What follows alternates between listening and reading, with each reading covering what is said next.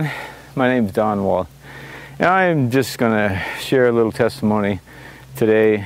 This is kind of a nature setting there in Mount Rainier. And I wanted to continue what I was sharing earlier about a glimpse of heaven. The day after I got saved, I was fortunate enough to go work my way back to a chapel because I didn't want to blow it.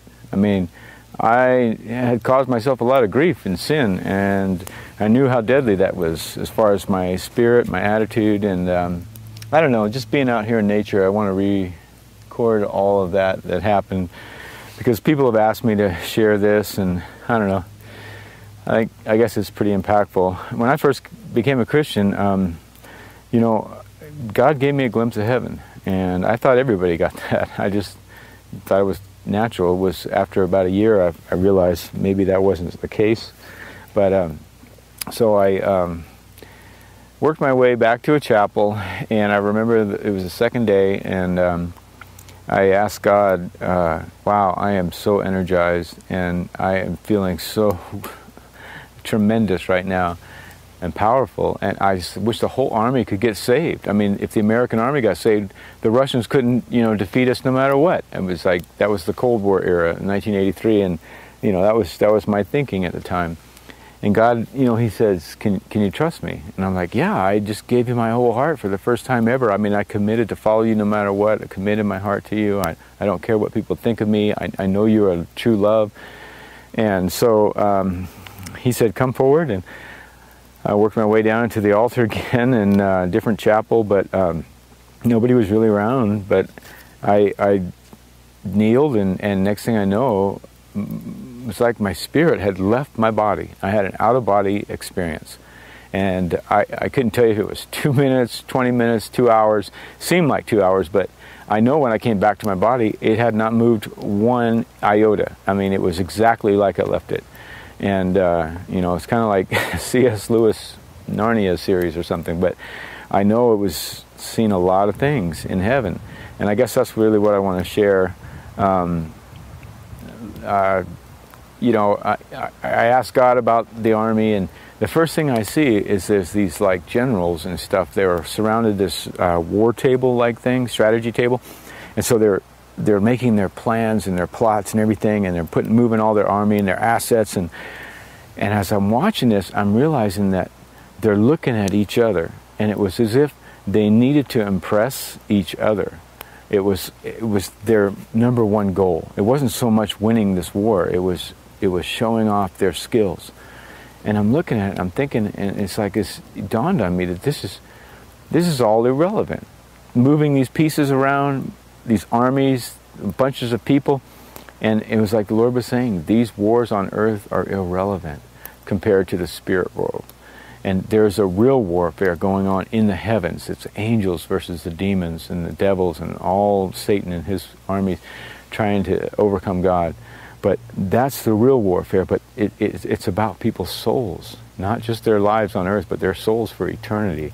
And I remember as I'm watching this, it's like not just army, but it's the same in business and corporations and, you know, people who are striving at the top of the ladder to try to impress others and prove themselves. It's because they need that public affection from men. It's as if they don't have that love that I shared about earlier, about, you know, that vulnerableness, that openness, that realize they need to be loved, and they want to love others freely and openly, and that's their heart, and that's what makes life tick for them. And if you don't have that, if you haven't found that connection and realization in yourself, you know, you're left with a lot of insecurity. And these generals were all about looking for security through their works. And as I'm there and I'm realizing this, all of a sudden I realize I'm looking around, and I'm in this place. I mean, it was like the highest place above my body. I call it Zion because Zenith is supposed to be the highest place above us, whatever, as we go straight up as high as the heavens. And all I could think is that, you know, I'm looking around and I'm realizing that we're not breathing. We don't need to breathe. I'm in this heavenly place, and, you know, there's an atmosphere, but we don't need to breathe, and our bodies are perfect. We're in the prime of our life. It's like there's no imperfection. Everything, any disease or problem that you've had in this life, your heavenly body is perfect. And we don't have any sin nature whatsoever. It is totally gone, and you don't struggle with that at all. Your heart for others is totally pure, and you want to bless others constantly. It's like your nature. And everything is so vibrant. It's like there's not a sun to light up everything like there is in this beautiful setting, but there's a light that comes out of you. It's like a joy. It's an aura that comes out of everything, even the trees and everything that's created in God's kingdom. And there wasn't like air that we needed to breathe, but there was an atmosphere. It was like a current of love. That's all I could say. And everything moves in and out through that current of love. It pervades everything. And it's God's presence. And God is right beside us all the time. His presence is right there, and He's not bothering us. He's not overbearing or anything. But if you have a question, if you want to know something, He doesn't make you go study it in a book or something. He gives you the answer right there, because He delights in sharing all that He is with you. And the more you know of Him, it's the deeper bond that you get. You know, it's a deeper love and bond.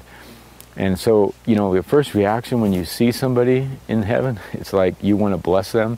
You want to, you know, tell a joke or give them a compliment or tell them a story or things that, you know, would lift them up. And that's everybody's first desire. And everybody's doing that.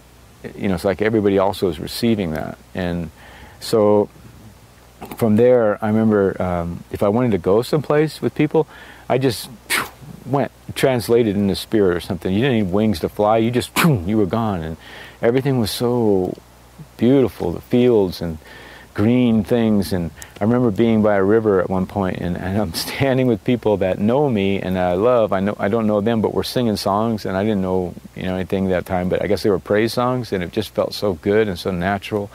And everybody was just, you know, one heart. And I remember even meeting ancestors like that knew me from way, way back generations, and they were like giving me big hugs. We knew you could make it. We knew you'd give your heart to Jesus. You know, we knew we loved you, and we've been praying for you.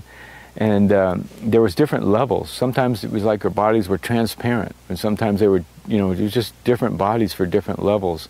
But it was all you. It was your personality. And I know there's so much. God shared personal information. I asked him questions about that I was struggling with, things. I remember one time I asked him about Satan. You know, why this Satan guy? Why do we have to deal with all that suffering? Why is he allowed to be out there? And God showed me it was like lamps. There was lamps, you know, heavenly lamps. And if you turn a switch, the lamp comes on. Well, God was looking for love. He was looking for a deep, deep, deep relational love that is way more than just you know, an unanimated thing can create. And it's like the angels, even though they were spectacular and way above us in their state of being, they were still like robots. They didn't have the ability to love God. If God said, love me, they say, okay, we love you. But it wasn't real. There was no depth to it. He wanted the kind of love like you're walking hand in hand through a park with a friend, and if a danger was to arise, you would immediately, without thinking, lay down your life to protect your friend, you know, and your friend would have that same desire. And it was like that kind of connection is what God is after. It's more precious than anything else that he has created. And so at the risk of all of his creation, he has to give out free will to allow people to choose, or angels to choose what they're going to live for or what they're going to die for, how they're going to express their love. And to do that, in giving out free love, it's like some of the angels just blew it right off the bat. It was, you know, you can take that opportunity to love and you can extend it to somebody else, and you can express your need to love them and tell them how much you appreciate them and care about them. And then if that love responds and comes back to you, it's so wonderful. It's so fulfilling.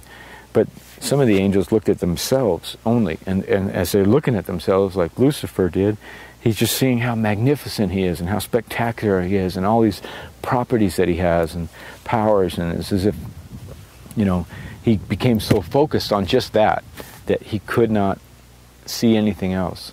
And he noticed there's a difference between him and God. God is you know, a degree higher than Satan, or, you know, even though Lucifer was the highest angel, God was still above all that. and it just enraged him and made him so insecure, because if you're self-focused, if that's all you can see, anything that makes you look less is going to cause you a lot of heartache. And so Satan starts this huge rebellion, and there's a lot of other angels who are just now getting their first opportunity to love, and some of them are making the same mistake. They're just looking at themselves, and instead of loving others, they're loving themselves. And so they listen to Satan's words. There's a huge rebellion. It was like they were spewed out of heaven. Their nature just spewed them out. Couldn't exit fast enough. It's like two magnetic poles that are just, they cannot coexist, and one gets repelled. That's about what, Jesus said he saw Satan fall like lightning. That's sort of what I saw there from the heavenly perspective. And it was, all Satan can think of is trying to take over God, because that's the one person above him. So God could have destroyed them all right there. But instead, it was as if, even though they're way bigger than us, or more powerful, higher state of being, have so much more abilities, it's tougher to deal with them. But still, God says, I'm going to use them to still accomplish my goal of populating heaven with those who love others first. And in that, he created man, and man was a lower state, much slower, almost clay vessels, but yet the power of love and the power of faith is allowed to exist in this reality with us, and through that we become even more powerful than Lucifer, even more powerful than all the fallen angels, because even the angels study humans because they're looking to see the mysteries of God, and the real mystery of God is that purpose of love. And when you understand that, what God is really looking for, it brings such peace and purpose and joy to the rest of your life. So, even though Satan is running around doing all of his things, he's got himself his own little kingdom.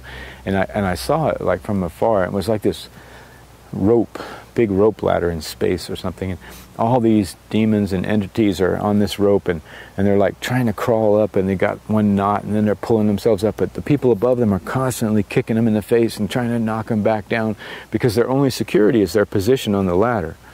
And Satan's at the top, and if anybody comes close to him, he's kicking them, knocking them down.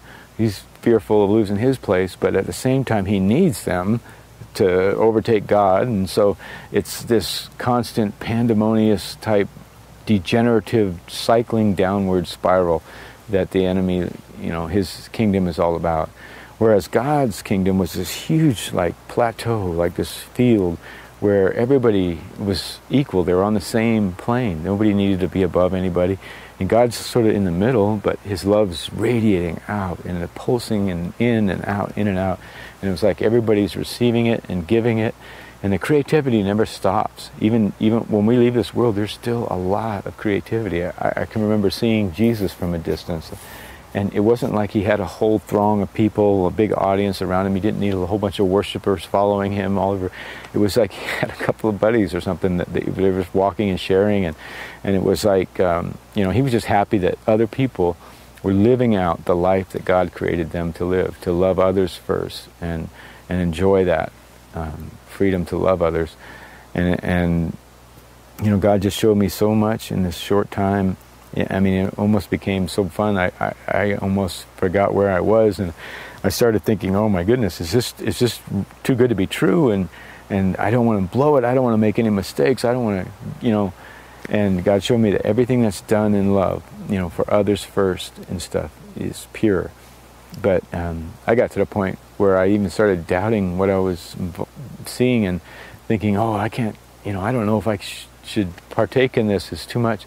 And at that point, the glimpse stopped. It was like I started coming back to my body, and I'm like, no, take me back, please take me back. But that was sort of the end of it, and I'm back in my body in the chapel. But there was just, God has so much for us, so much. This is just a temporary existence. Do not even think this life has anything to compare with what comes in the next life. I mean, there is just so much. Every soul that you meet in heaven is like another heaven. It's all relational.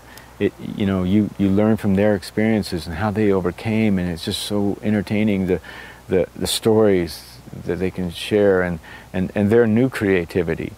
Forget about crowns and jewels and stuff like that. It's just being with another friend to live with forever, and that's really what heaven's all about. It's about love, true love, free from the heart.